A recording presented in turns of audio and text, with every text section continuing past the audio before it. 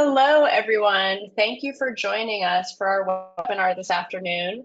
We are going to get started here in just a minute. We're just going to give folks another minute to shuffle in, so just sit tight and we'll get started here at 1 after.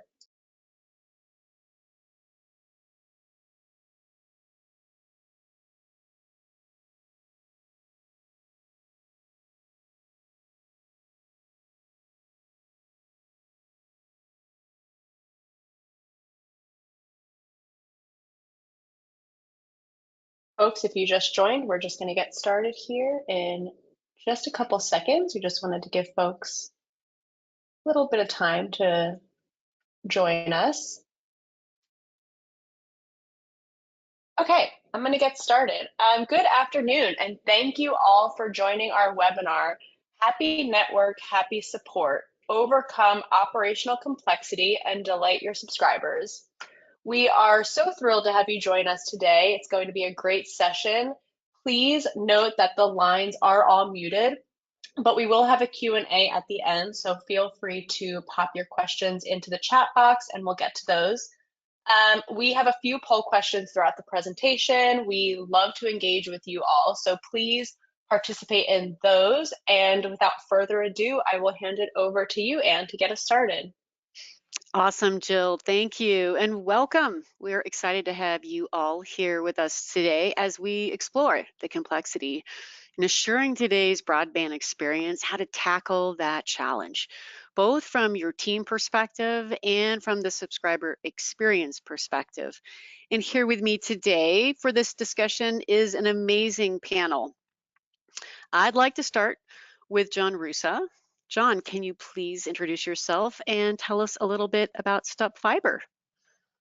Yes, my name is John Rosa. I'm the CIO for Stup Brothers Inc. and based out of St. Louis, Missouri. And Stup Fiber is our first greenfield build that we've done in about 170 years. So we started back in 1856 in St. Louis and decided that infrastructure was our game and we were going to start building a fiber network in Bowling Green. So right now, we are in the middle of construction, so we're feeling all the aches and pains that go along with building out a new ISP business.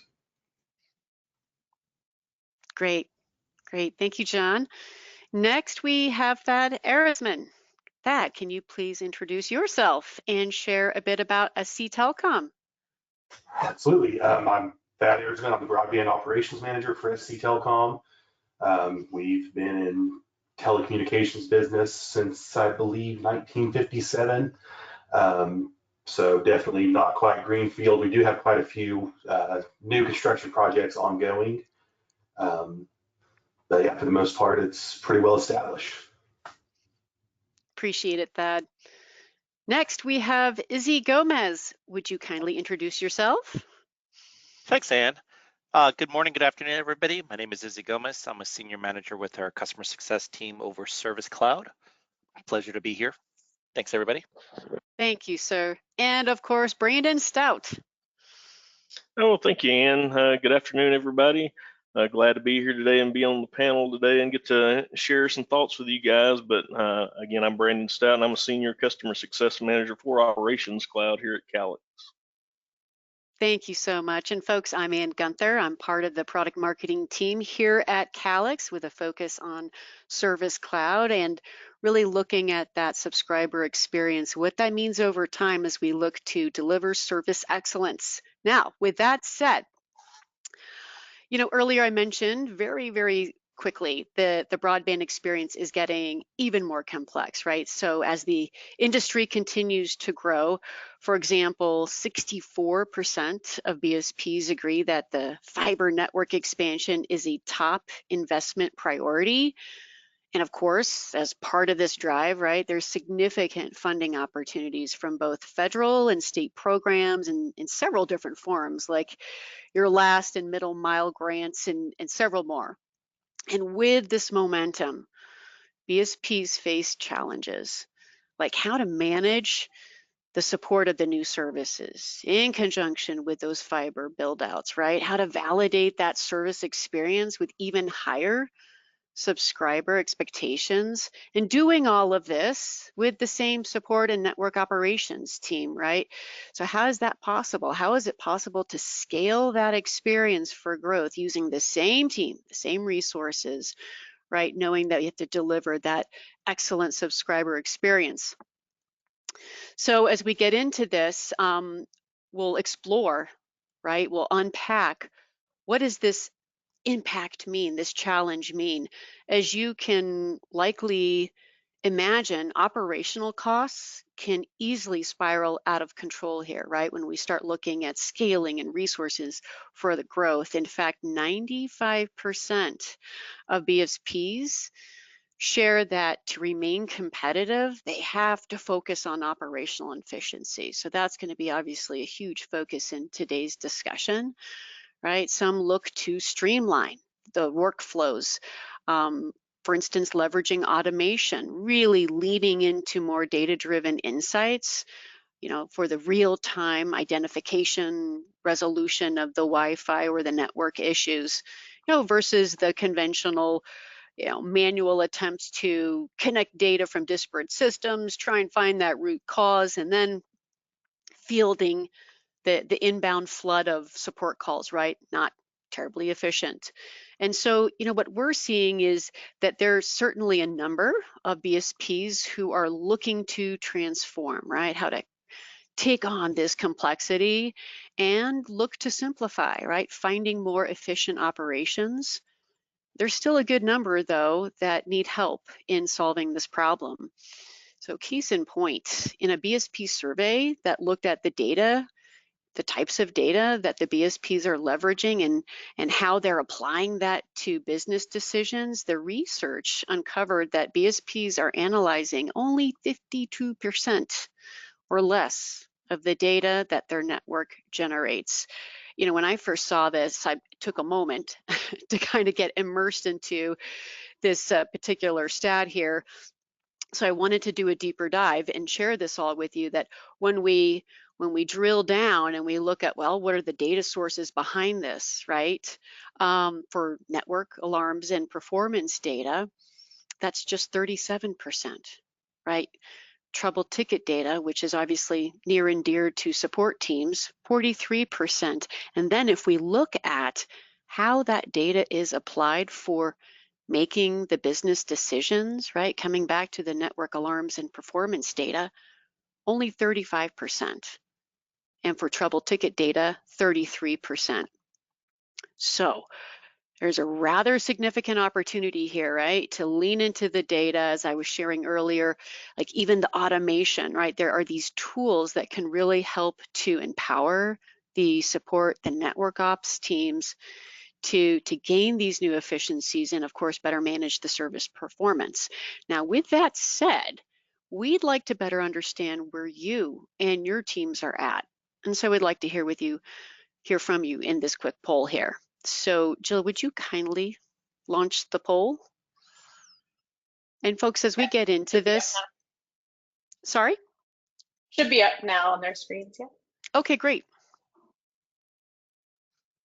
Great, so we're hoping to hear your feedback in terms of your business challenges or your focus areas in the next 12 to 18 months, right? It could be looking at how to increase that operational efficiency, right? You might be adding new services, you might be expanding your network, or both, right? Better ways to validate that service experience, right? You might be leaning into the speed testing, right? If you have multi-gig or something along that line, or let's say you're even adding the managed services. You could also be experiencing the competitive pressure, so wanting to increase subscriber satisfaction, right? Or overall the business growth, right? How to improve support efficiency. And this circles back to earlier when we were quickly hitting on how to scale for that growth, right?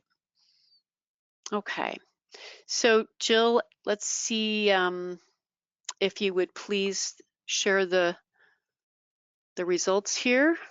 Can you all still, okay, I don't know, Jill, are you sharing those results? Yeah, Oh, okay. do they not?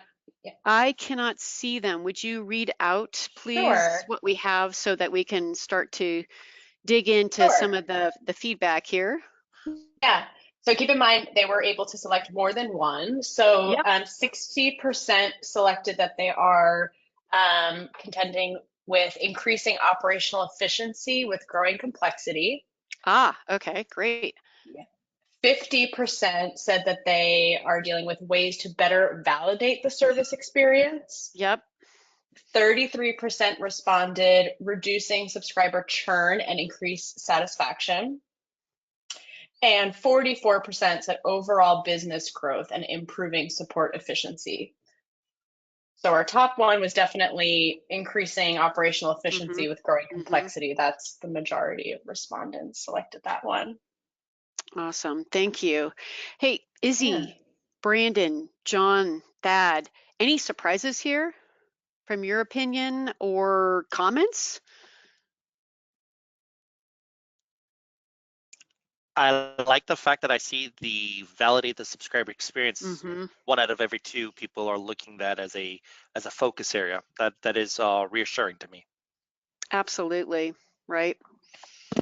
Yeah, and And it's not a surprise to me that more people's interested in the operational efficiency with the growing complexity. I mean, as our networks get more complex, it's a challenge right. for everybody to be more efficient operating those networks as they grow more complex, and just being as efficient as possible and not having to spend so much time on Mm-hmm. these complex networks. So not a surprise there.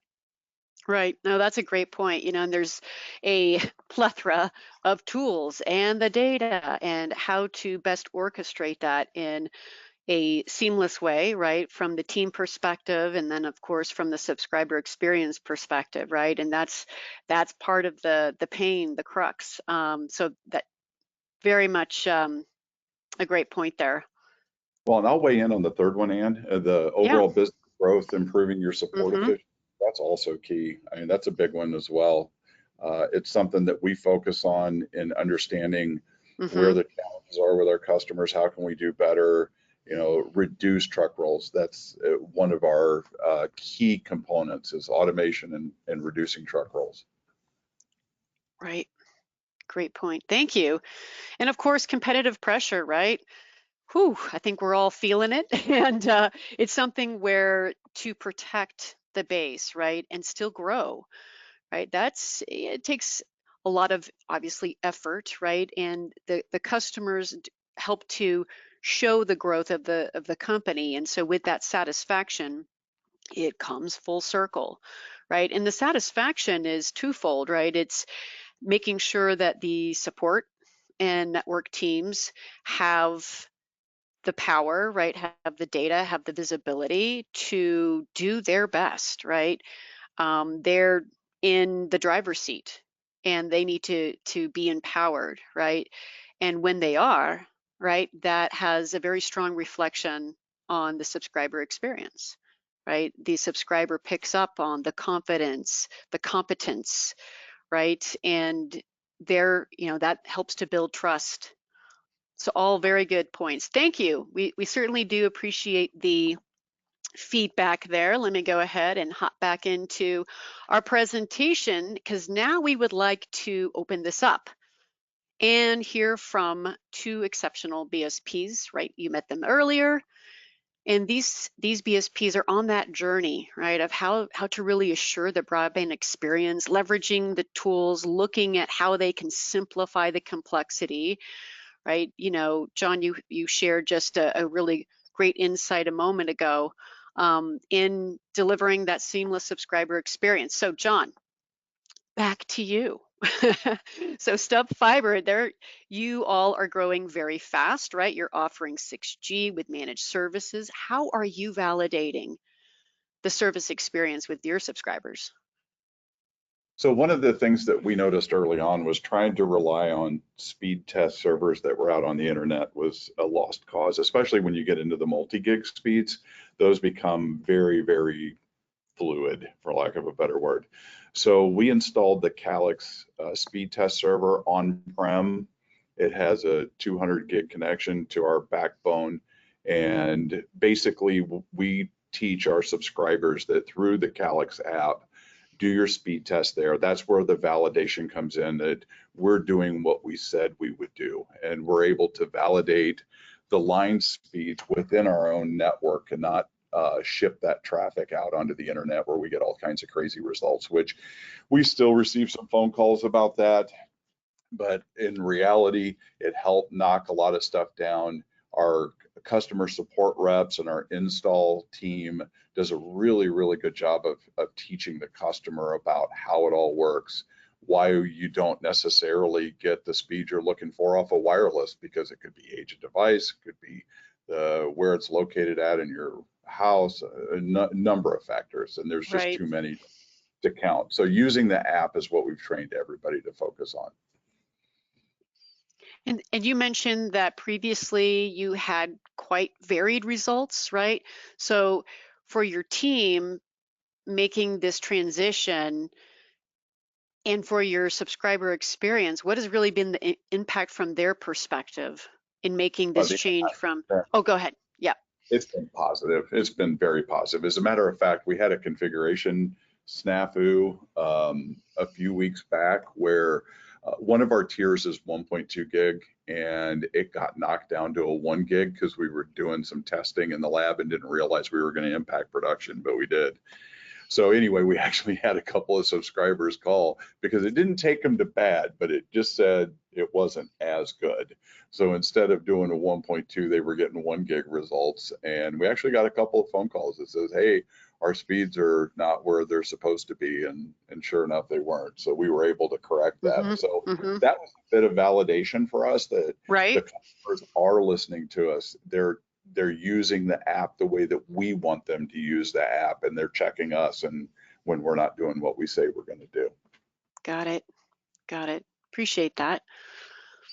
Now, knowing that there's a diversity of the different options, the configurations for speed testing right out there, when you look to set up the new, right, the new speed testing, how did that work for your team stepping through that? You know, this comes back to helping to simplify, right? Something that might have a lot of different options, a lot of different configs, right? How did this help to steer in that direction of simplification?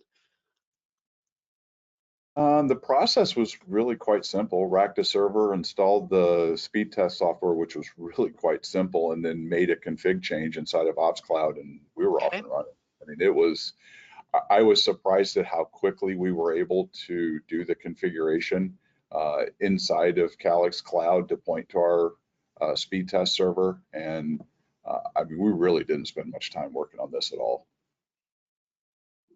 Okay, appreciate that. For sure. All right.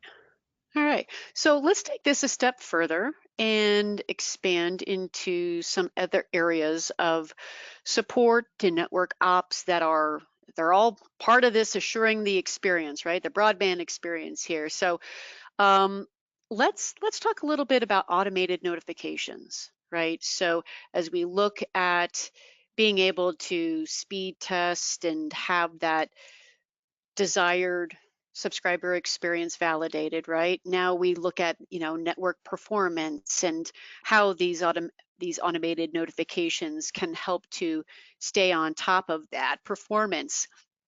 Can you share how your teams are using this? So we're using the automation side pretty heavily, and actually with the storms we just had roll through Bowling Green, we had some outages that were associated with that. Some power related, some fiber related, and through the alerting system, we were able to keep track of everything that was going on within the network. So we knew which subscribers were down, which subscribers were up, you know, who was experiencing issues within the network. And when the power company restored power to certain areas, we knew when these ONTs came back online. And the alerting's pretty intuitive. I mean, if you understand the networking side of things and how it all ties together, making sense of the alerts is pretty straightforward. The other thing that we ran into recently was during the construction phase, we found out that our install crews were popping the caps on all of our splitters. So the lines were getting dirty and they were not cleaning them before they plugged our MSTs in. So we Okay. were getting a little bit of dirt that was messing with the light levels, and through the alerting system, we were able to get alerted to customers that were having light level issues and things of that nature. And when we did a deep dive into what was going on, and we figured out it was a step we needed in our procedures to clean those. So yeah, it's worked really, really well for us. And then even taking a step back on the automation side, one of the things that we focused on is automation for everything. I mean, we are trying to keep our staff as small as possible. Sure. And every single thing that we can automate, we're attempting to do that. Great point. Hey, Brandon, I know that you probably have some comments to share here. Anything that you would like to jump in and add or ask?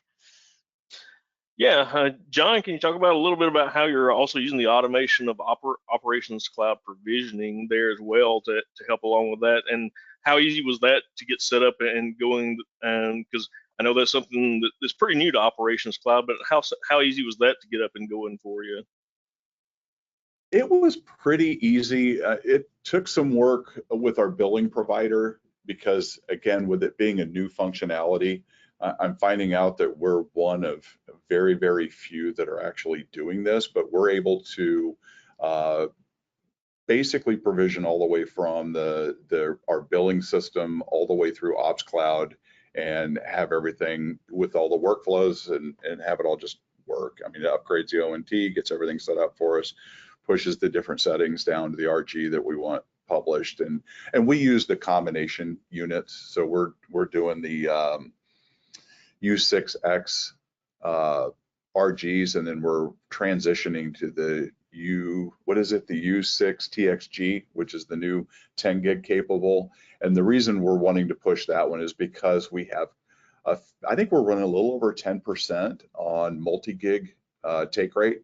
So we're offering a 3 gig and a 6 gig tier right now, and about 10% of our customers are taking those higher tiers. So we wanted to make sure that we're providing a 10 gig port on their network, because again, when you look at wireless, it's, you know, very few people are going to push multi-gig on wireless unless you're using the latest and greatest hardware.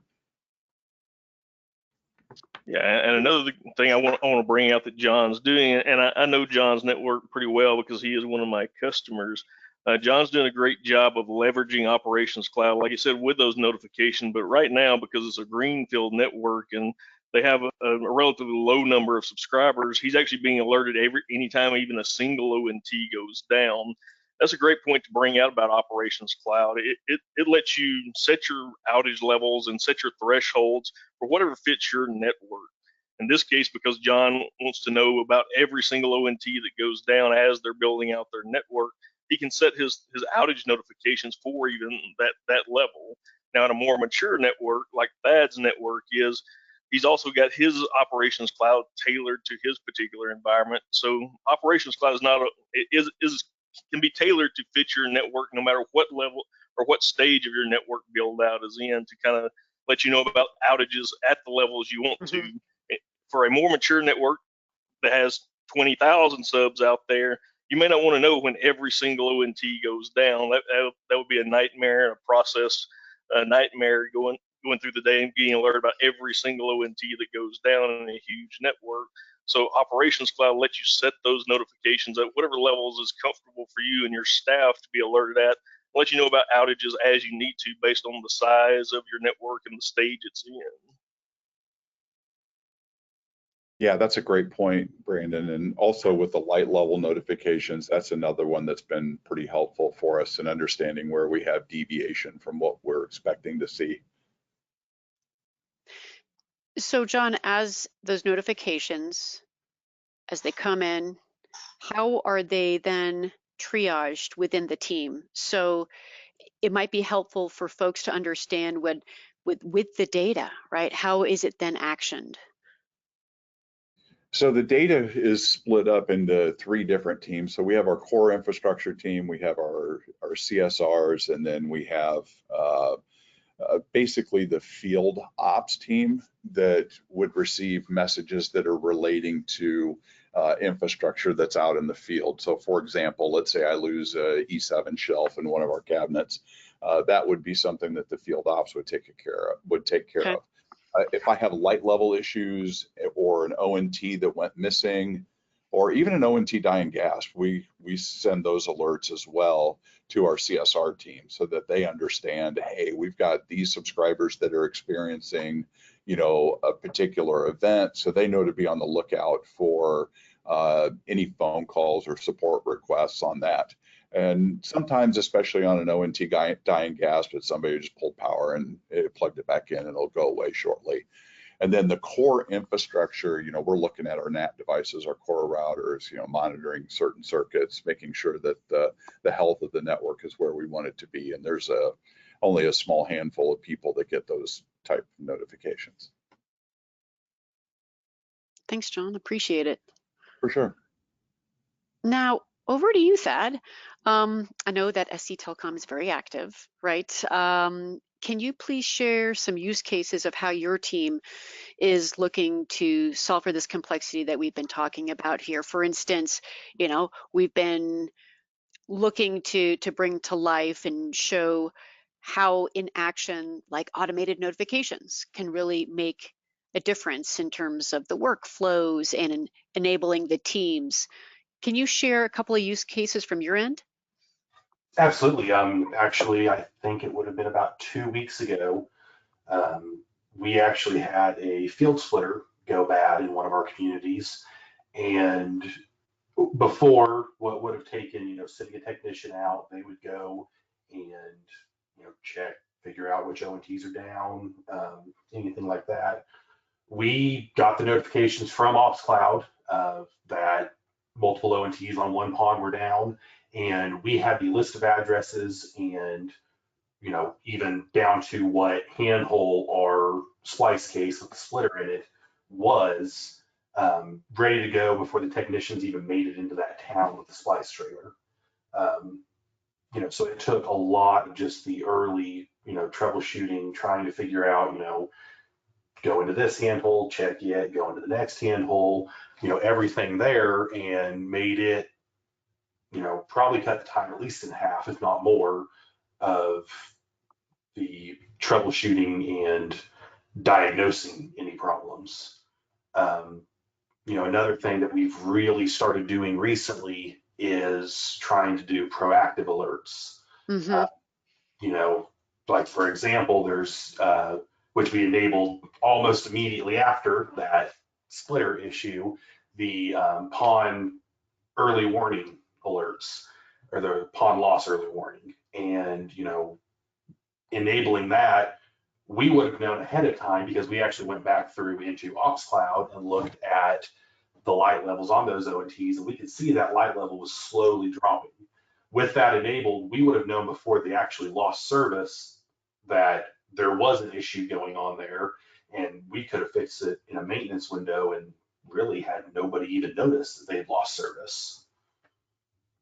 But and then also we have, like I said, the proactive alerts. We are working on our CESs, our CSRs. They are checking the service disruptions tab in Support Cloud that links with Operations Cloud, and they are contacting those customers when an ONT is missing or there's a dying gas alarm, anything that would show up in that service disruptions. They are calling the customer ahead of time, checking with them, seeing if there's anything we can do to help troubleshoot, or, a lot of times it is, they're remodeling a house or, moving a router, anything like that. But, we've checked with them and they know that we are paying attention. Right. The proactive ticket is so interesting, right? It's a game changer in the way in which the team is orchestrated and the outreach to the subscribers. So you were sharing this linkage, right, in the system so that the data is shared. And your teams, is this challenging for them to look at all the data? Is there any swivel chair, or how does that work? Are they able to just get immersed in this? Can you give us a feel for how how this is making life easier for your service reps? Absolutely. There is, I mean, this removes pretty much any swivel chair. In the past, we've had to go in SMX and, look through, see what alarms are there and which ones we needed to act on. And, now you don't even have to look for an alarm clear message like you do in SMX. It's right there. It's 2 button clicks, I believe, and you're in the customer's, on their page of Support Cloud, and it makes it a lot faster for us to even know anything's there, and then also very easy to look. If there's a dying gas alarm, check the power. If there's a O&T missing alarm, check connections, and it pretty much eliminated any extra work on our end. I mean, it's just right there. Mm-hmm. Oh, great point. And along this line, as you look to streamline, right, simplify, are you seeing this reflected in any metrics that you're using to show your support performance and your subscriber satisfaction? Absolutely.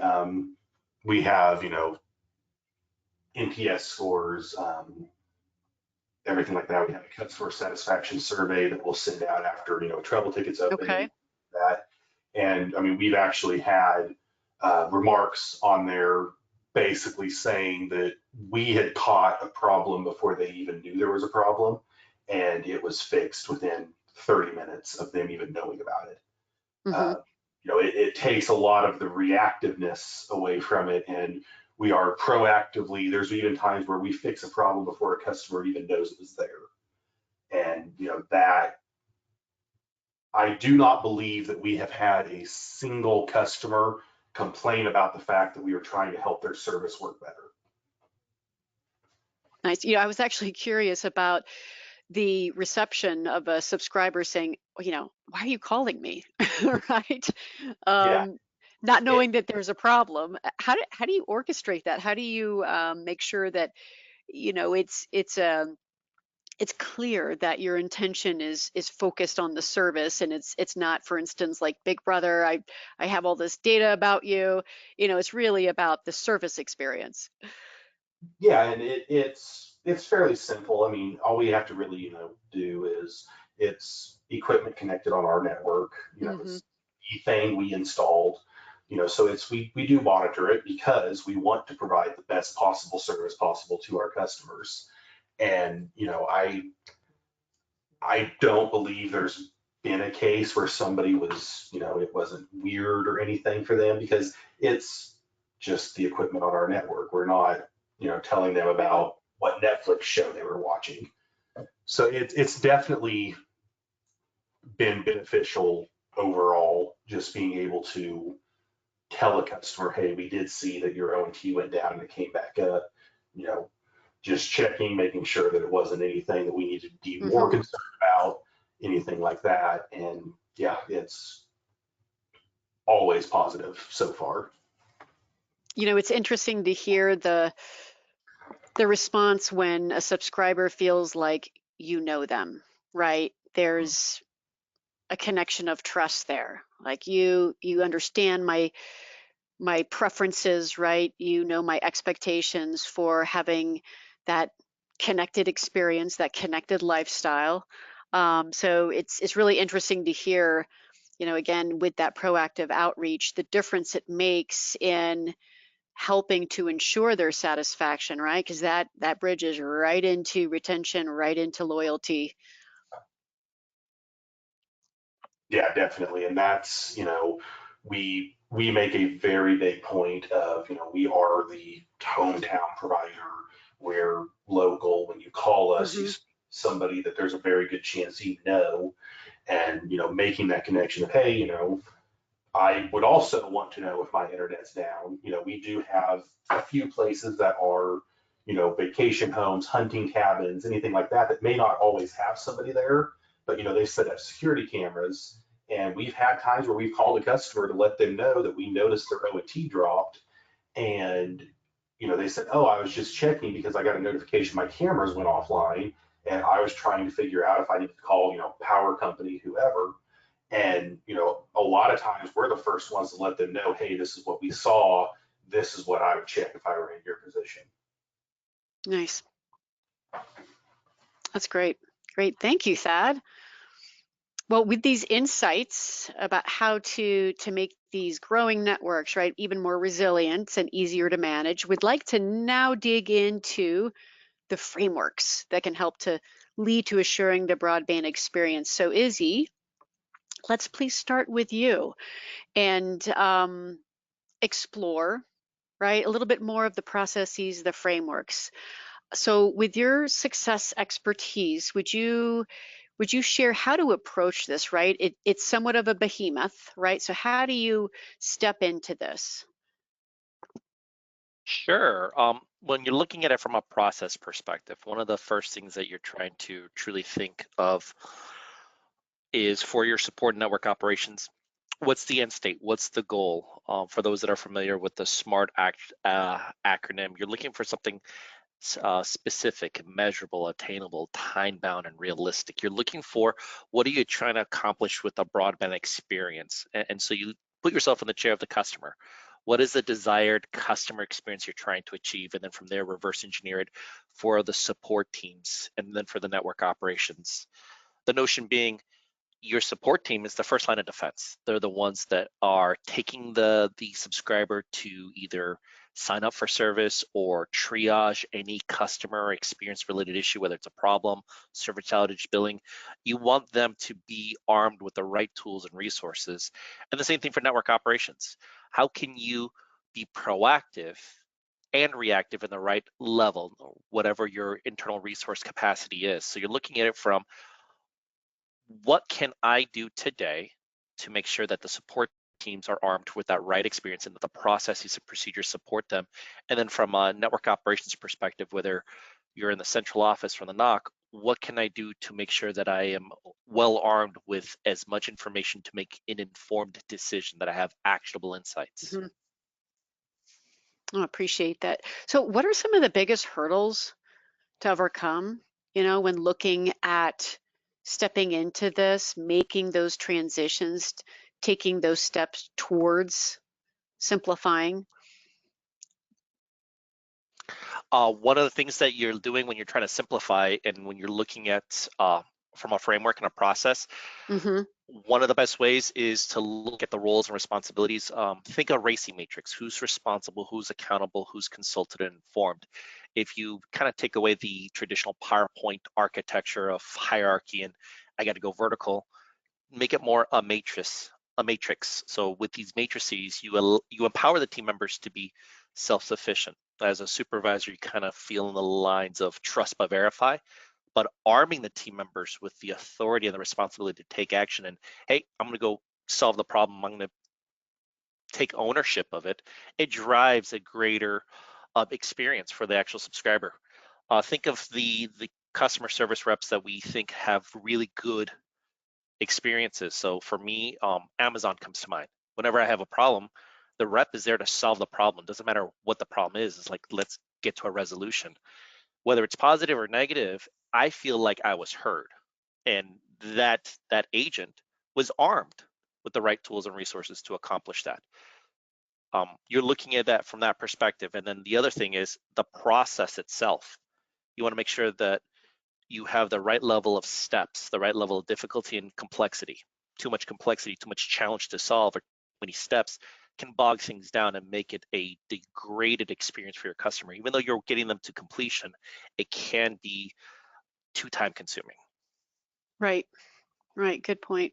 I'm actually going to hop to this visualization here, evolving customer service and support, right? I think this helps to bring forth a concept that, we've been sharing this with some folks, and it seems to resonate well in terms of what you're talking about, right? Like, how do you break it down and build upon this over time to see that transformation to the different stages, right?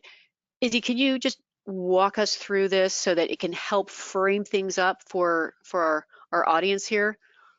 Absolutely. So this continuum of your customer service and support is a constant stage, and we look at it very, I would say, vendor agnostic. Because for me, on customer success, I truly don't care what product you're using. I care that you're using the product, that there's usage and adoption of the key features of the key use cases of it. So everybody has to start somewhere. One thing that I like to tell my team is back when I was in the military, no one came out of the Naval Academy as an admiral. I mean, you had to start somewhere, and it's okay to start at step one. So if you're at stage one where something breaks, you go fix it. Guess what? You're at step one. We know some people that don't even make it to this stage. The goal is going back to that first process element. What goals do you want to accomplish? Where do you want to be? Where do you see yourself in 12 to 18 months? That's where that first poll question really comes into mind, because if you want to focus on operational efficiency, there are some milestones that you need to hit. And as you go through those milestones, you'll find yourself evolving from stage 1 to 2 to 3 to 4 to 5. Some of them can be accomplished faster, some will take more time.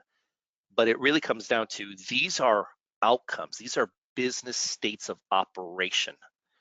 Where do you want to be? And what are the elements that you feel that you need to work on to get to that state? We gave some examples in here, such as in stage 3, you've already accomplished stage 1 and 2. You have a solid break fix methodology. Stage 2, you have some remote troubleshooting. And the great thing is, we didn't quantify where that troubleshooting begins. It could be internal, could be a vendor, could be an after-hours call center, could be a completely remote workforce. It's up to you as a service provider to define how that looks. And at stage 3, like our panel here, you're being proactive. You're looking at self-service options. You're looking at various sources of information that give you your key performance indicators, your metrics to figure out, oh, over time, this is degrading. Let me go and reach out to the customer and let them know, hey, I may have a concern, could be unfounded, but I want to double check on your service. Mm-hmm. It takes time to change. And that's where this graph kind of gives you a starting point. Where am I and where do I want to get to? It's a great point. You know, we've seen some use cases where customers, they might fast track 1, 2, and literally jump to 3, even within a year and a half, right? Mhm. However, 3 to 4, 4 to 5, that's when there's obviously more depth and breadth in terms of looking at framework, putting in the processes to optimize the people and their tools and their data. So would it be reasonable to say that it's a continuum that might initially have, you know, a rather accelerated pace, right?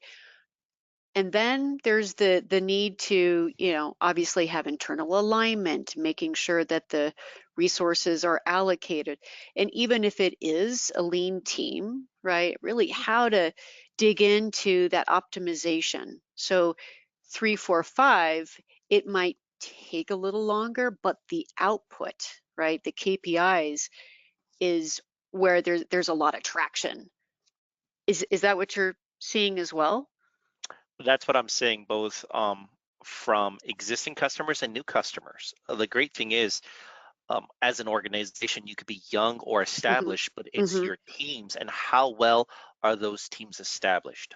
Anybody that has purchased a new piece of software, or heaven forbid, you've gone through a billing conversion, you understand that you're learning something new from the brand for the first time. So there's a learning curve. And because you're at that new stage, you might find yourself on this continuum kind of looping from possibly from stage 4 back to stage 2, because you're learning. And as you get more proficient with that solution or ecosystem of solutions, you Mm-hmm. gain your experience and your efficiency back up. And that's where the panelists actually mentioned some really good points, where it you have to use it, but then you also have to configure it and make it work for you, give you those Right. actionable insights to get to that next stage.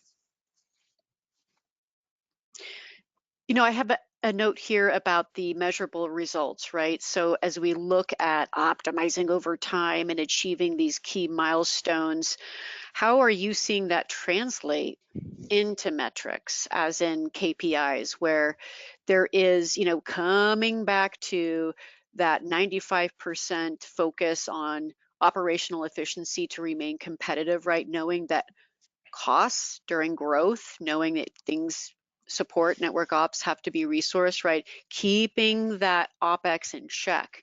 Where are you seeing like a trigger point where a BSP really becomes very highly engaged, more alert, you know, that trigger point of why they need to make that shift?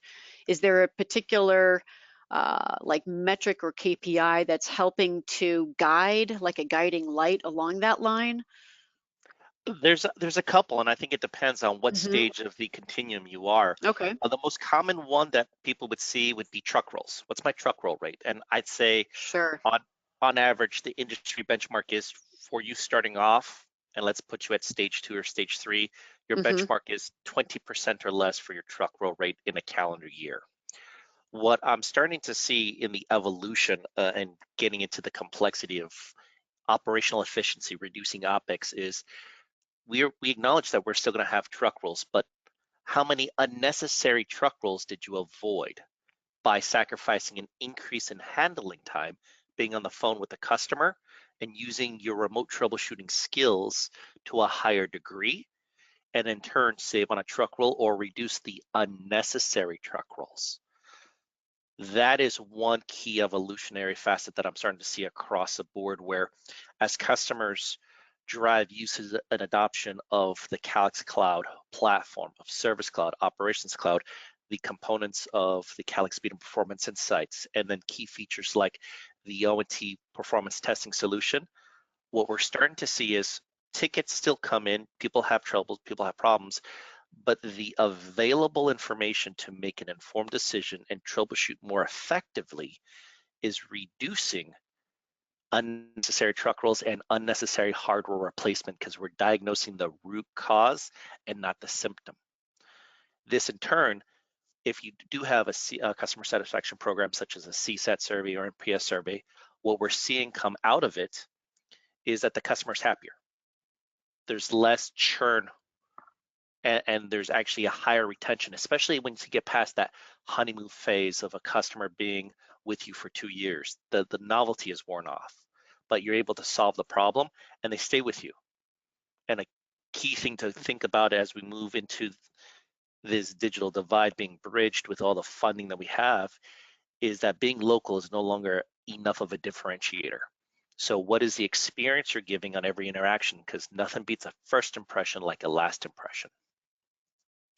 Well said. That's great. That's great. I was just curious, Brandon, Thad, or John, do you have any comments along this line? Yeah, kind of going along with what Izzy was talking about with doing more targeted truck rolls. That's where Calix Cloud can come in really handy there. You're not going to completely eliminate truck rolls. Obviously, if you have a fiber cut or something, you're going to have to roll the truck to fix it. Where the clouds and the Calix clouds can help you out there is being able to do those targeted truck rolls rather than go sending a truck to a house. You can very easily point at or figure out if you have multiple customers suffering from an outage rather than just one single customer. And rather than rolling a truck to every one of those individual houses, you end up rolling a truck to the one common point for those that may be causing the outage at all of those places. So rather than doing 3 truck rolls to 3 individual subscribers, you do 1 truck roll to the common point, the splitter that's servicing all 3 of those providers in there. That's where the cloud and where you can be proactive in really reducing those truck rolls and really doing those in a targeted fashion. Right. Thank you. Appreciate it. Any other comments? All right. I believe now we have another audience poll. And Jill, would you please go ahead and push this out? This Sure, it should is be on their screens now.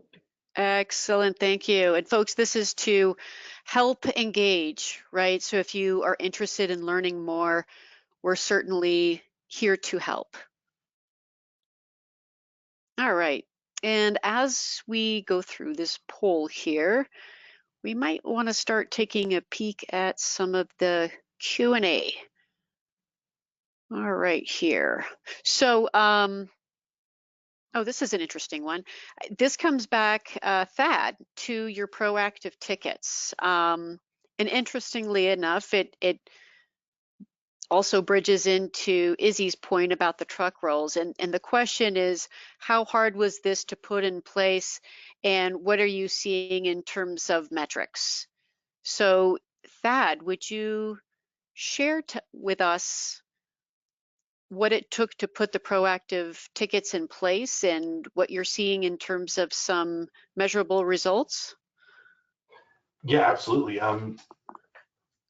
Putting it in place was very simple once we had Operations Cloud going. Okay. We pretty much picked a couple of our CESs that had said before that they wished we could be a little bit more proactive and see if they wanted to be involved in it. And we started with them. They would be the ones who, first thing in the morning when they got to work would be open up Support Cloud, look at the service disruptions tab there, and if there's any new ONTs or it looks like there's one that's been a while and we haven't reached back out for a little bit, create a ticket, give that customer a call. Like I said, to see if there's anything we can do to help, if they need to do any extra troubleshooting, if it does seem like we need to send a technician out and, go from there. But in terms of the setup, I mean, it was more explaining, if there's a dying gas alarm, that's usually something with power, ONT missing, depending on the ONT, could be a couple of things. But really the actual setup part was very, very minimal once everything was there. And then as for, any KPIs, anything like that, we have noticed that there has been a drop in trouble tickets, just because, or a drop in customers calling in with trouble tickets, just because we are catching it before they are, or same time, or anything like that. Okay. That I can't speak exactly for how much that drop is there, but there's definitely been a noticeable drop. We've talked about with some of our tier 2 next level support, they've said to me that they feel like they have more free time now to work on other problems, getting other things cleaned up that we've had that we wanted to work on for a while. Oh, that's refreshing to hear. Being able to free up the front line so that they can look at, well, it could be more complex issues, looking at how to better service subscribers when they call in. It could even be some light upselling, right? But nonetheless, it's engaging and getting out in front of the issues versus the reactive. So that's great. All right. I have another question here, but before I jump in here, Jill, do you see any other questions on your end? Someone asked to see the survey, and we are definitely happy to send that out. Okay. That one, yeah. Okay, sure. This is over to you, John. And with your focus on the service validation, right? You have the 6G offering, you've got the managed services, you're looking at the ONT light levels, leveraging the automated notifications. The question here, I think, is pointing to, with what you're doing, what are you seeing in terms of how this is helping with your customer satisfaction? So I kind of filled in a little bit to give it some context here, but I think that this is a question pointing to, you're taking these very actionable steps, right? And then how is that being reflected in the satisfaction? Actually, it's And been, this can be like CSAT or NPS, something along that line. yeah, so it actually has had a direct impact on it, because one of the things I don't think has been mentioned is we Hmm. can also see client efficiency on the network from a wireless perspective. So we've had several customers that we've reached out to and said, hey, we noticed that you've got a few devices here that are struggling to connect to the network, and we think there might be some signal strength issues in your house. Can we come by and take a look and maybe help with better router placement or add a mesh unit or these types of things? And so far, the NPS surveys that we've done, the comments have been very positive, and that, we were calling the customer, kind of what Thad said, we're being more Okay. proactive. We're letting them know, hey, we're seeing this issue going on. Can we help you fix it? Maybe it's talking them through a particular procedure, or how to segment their network a little bit better to provide improved wireless service. So it's like I said, we've seen the comments in our NPS surveys, and we're running, I think, low 90s for NPS right now. So Great.